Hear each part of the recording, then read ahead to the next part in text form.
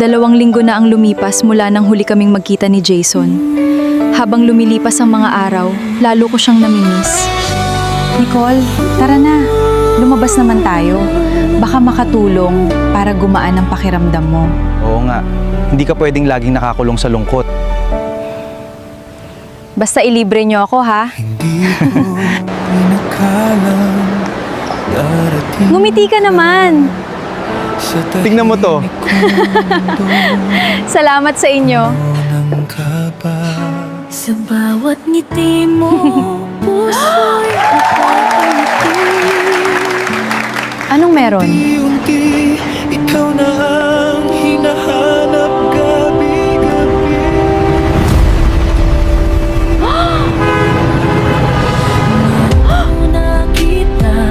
Jason, Kita'y natulala. kahit sa billboard lang, Ang ikaw ang sagot sa masaya na akong makita ka. panalangin ko. Alam kong namimiss mo siya. Ayokong At sigurado akong namimiss ka rin niya. ang bawat sandali. Kung hindi ikaw ang kasama sa tabi. Kung pag-ibig man ito, hindi ko na itatago. Puso ko'y sa'yo lang habang buhay na totoo. Nicole, sana nakita mo ang billboard na yun. Wala akong ibang gustong makita kundi ikaw. Ngunit hindi alam ng dalawa. Ikaw ang dahilan. Ma'am, nakita na po ni Nicole ang billboard ni Jason. Mabuti. Pag magkahawak ang ating mga kamay, Parang tumitigil ang buong mundo.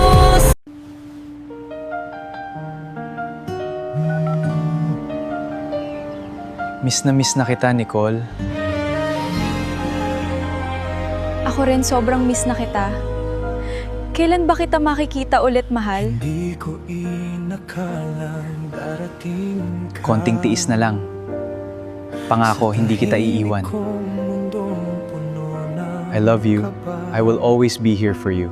I'm scared. Your mother will find a way to separate us. Humanda kayo sa akin. Paghihiwalayin ko kayo. Kinabukasan, may dumating na isang sobre sa bahay ni na Nicole. May mga larawan ni Jason kasama ang isang babaeng hindi niya kilala. May kasama ring liham. Kasabay nito, may natanggap ding sobre si Jason. Parang ikaw Habang lumalaban ka para sa kanya, baka may iba na siyang pinipili. ayokong lumipas ang bawat Kilala ko si Nicole. Hindi ako maniniwala hanggat hindi ko mismo naririnig ang paliwanag niya. ang kasama sa tabi. Tingnan natin kung hanggang kailan mananatiling matatag ang tiwala ninyo. ito. Hindi ko na itatago. Hindi ako basta maniniwala. Sa'yo lang, habang buhay Kilala ko ang puso ni Jason.